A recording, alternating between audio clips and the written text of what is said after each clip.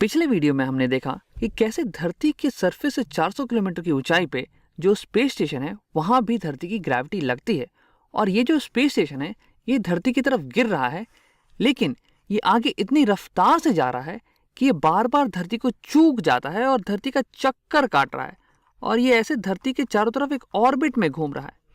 अब इस वीडियो में हम ये पता लगाएंगे कि ये कितनी वेलोसिटी होनी चाहिए इस ऊंचाई पे ताकि ये हमेशा धरती का चक्कर काटता रहे और कभी धरती की तरफ गिरे ही नहीं।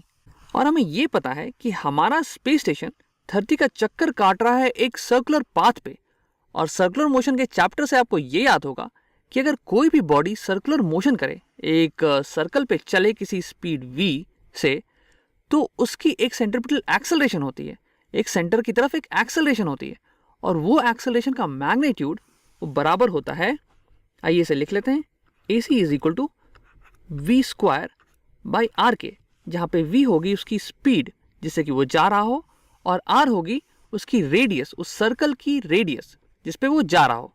और हमारे स्पेस स्टेशन के केस में ये रेडियस की वैल्यू हो जाएगी धरती के रेडियस प्लस 400 किलोमीटर, क्योंकि हमारा जो स्पेस स्टेशन है वो धरती के सतह से, सरफेस से 400 किलोमीटर की ऊंचाई पे है और धरती के सेंटर का गोल चक्कर काट रही है।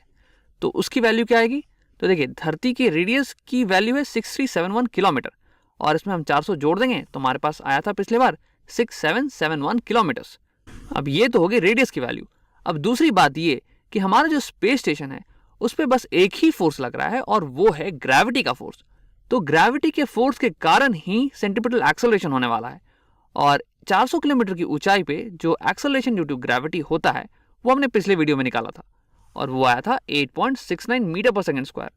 तो अगर आप इस फॉर्मूले में देखें तो हमें ये पता है AC की वैल्यू पता है और हमें R भी पता चल गया 6771 किलोमीटर। तो हम आसानी से वेलोसिटी निकाल सकते हैं। तो आओ इसे कैलकुलेट करते हैं। अब हम क्या करेंगे कि रेडियस को दोनों साइड मल्टीप्लाई कर देंगे ताकि ये रेडियस कट जाए और यहाँ पे रेडियस और AC एक जगह पे आ जाए और वेलोसिटी एक जगह पे।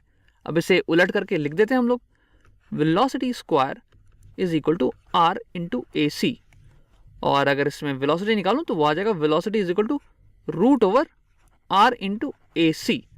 अब यहाँ पे ये देखो कि जो यूनिट्स हैं वो भी बराबर बराबर सही आ जाएंगे, क्योंकि एक्सेलरेशन की यूनिट होती है मीटर पर सेकेंड स्क्वायर और ऊपर में एक और मीटर है, रेडियस की यूनिट मीटर होती है, तो मीटर इंटू मीटर हो जाएगा मीटर स्क्वायर और डिनोमिनेटर में तो सेकेंड स्क्वायर है ही, तो इसका रूट आ जाएगा metre square by second square का रूट आ जाएगा मीटर पर सेकेंड, जो कि वेलोसिटी की यूनिट है, तो यूनिट भी सही सही आ जाएगी।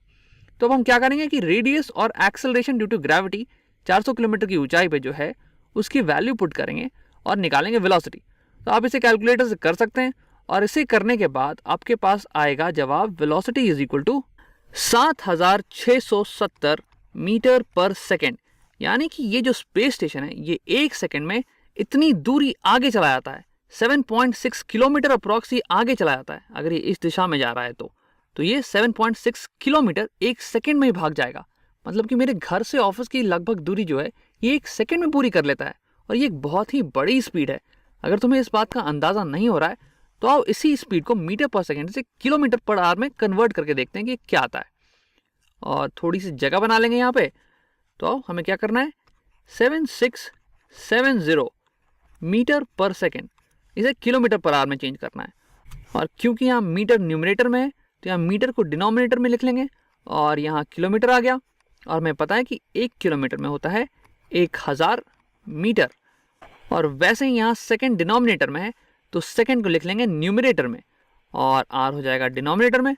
और हमें पता है कि एक आर में होते हैं कितने सेकेंड, 3600 सेकेंड्स। तो इससे होगा क्या कि ये मीटर से मीटर कट जाएगा और ये सेकेंड से सेकेंड कट जाएगा और हमारे पास जो फाइनल वैल्यू आएगी वो किलोमीटर पर आवर में आएगी। तो इसे अगर तुम कैलकुलेट करो तो कुछ आएगा, ये 0 से 0 गया, ये ऐसे 36/10 यानी कि 3.6 कुछ, और ये है 7.6000 इंटू 3.6 लगभग तुम्हें कुछ दे देगा 27,000 किलोमीटर्स पर आवर।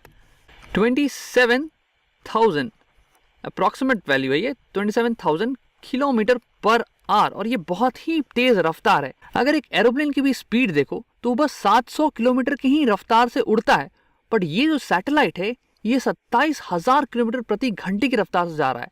तो ऐसा क्या है जिसके कारण ये इतनी तेजी से उड़ पा रहा है? क्योंकि एरोप्लेन को 700 किलोमीटर प्रति घंटे की रफ्तार मेंटेन करने के लिए बहुत बड़े बड़े इंजन्स की जरूरत पड़ती है। लेकिन ये तो बहुत बड़ा है, ये तो एरोप्लेन से और भी ज़्यादा बड़ा है और इसमें तो कोई इंजन भी नहीं है। तो फिर ये इतनी तेज़ रफ्तार कैसे मेंटेन कर पा रहा है? तो असल में हो क्या रहा है कि हमारा जो एरोप्लेन है वो अर्थ के इन्वायरमेंट में है और वहाँ पे बहुत सारे एयर पार्टिकल्स हैं, एयर मॉलिक्यूल्स हैं।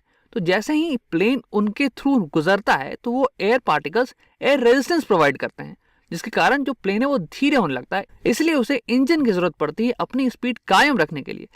लेकिन हमारा जो स्पेस स्टेशन है ये तो बाहर है, अर्थ के एटमॉस्फेयर के बाहर है और यहाँ पे ऑलमोस्ट वैक्यूम है।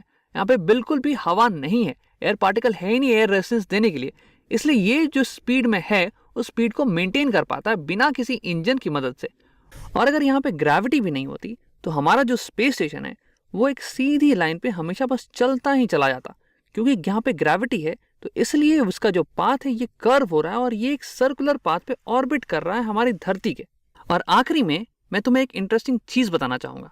अगर इस स्पेस स्टेशन को धरती का चक्कर काटना है इस ऊंचाई पे 400 किलोमीटर की ऊंचाई पे, तो इसे ये जो स्पीड है 7670 मीटर पर सेकंड की स्पीड ये मेंटेन करनी पड़ेगी, ये कायम रखनी पड़ेगी। इसे ना कम करना पड़ेगा ना ज्यादा, क्योंकि अगर इसने अपनी स्पीड कम की तो ये जो स्पेस स्टेशन है ये धरती का चक्कर काट काट के धीरे धीरे धरती की ओर गिरती रहेगी और ये गिर जाएगी, फाइनली स्पाइरल इन करके गिर जाएगी।